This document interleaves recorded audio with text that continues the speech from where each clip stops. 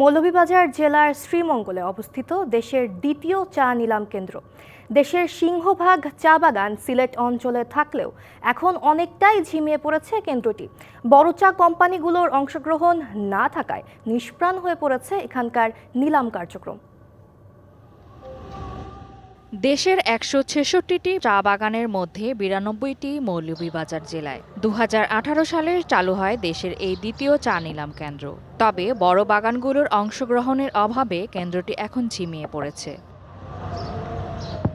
সিলেট অঞ্চলের বেশিরভাগ চা বাগানের চা পাতা চলে যাচ্ছে চট্টগ্রাম নিলাম কেন্দ্রে। এতে হুমকির মুখে পড়েছে এই চা নিলাম কেন্দ্রটি। শ্রীমঙ্গলে চা উৎপাদন হচ্ছে সিলেটের সর্বোচ্চ চা, কিন্তু আমরা চিটাং থেকে সব চা চিটাংয়ে যাচ্ছে, আবার নিয়ে আসতে হইতেছে। আমাদের বায়ারদের একটু কষ্ট হয়। এই চায়ের রাজধানীতে যদি প্রতিটি বাগান থেকে 10 to 20% চা বাধ্যতামূলকভাবে অফারিং করা হয়, তাহলে বায়াররা আসবে। কারখানা থেকে চা পরিবহন ব্যবস্থায় পৌঁছানো এই অঞ্চলে অনেকটাই সহজ।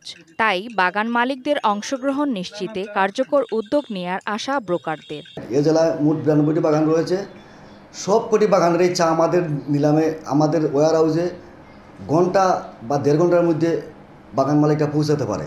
এখানে কোনো পরিবহনের অতিরিক্ত খরচ হবে না। বাগানের গাড়িতে করেই আমাদের শেডে চা পৌঁছাতে পারে। এবার চট্টগ্রামের সাথে মিল রেখে 48টি নিলামের সময়সূচি নির্ধারণ করেছে চা বোর্ড। শ্রীমঙ্গল অকশন সেন্টার নিয়ে বাংলাদেশ চা বোর্ড কনসার্ন ইতিমধ্যে আমাদের চা বোর্ডের সম্মানিত chairman major general Sheikh Mohammad Sarwar Hossain SOP NDC PSC মহোদয় অকশন সেন্টার পরিদর্শন করেছেন।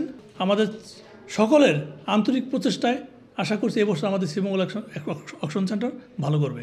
শ্রীমঙ্গলের চা নিলাম কেন্দ্রের সর্বশেষ নিলামে 1,22,137 কেজি চা তোলা হয়, যার মধ্যে 80% বিক্রি হয়েছিল। এবছর চা উৎপাদনের লক্ষ্যমাত্রা 103 million KG. DBC news desk.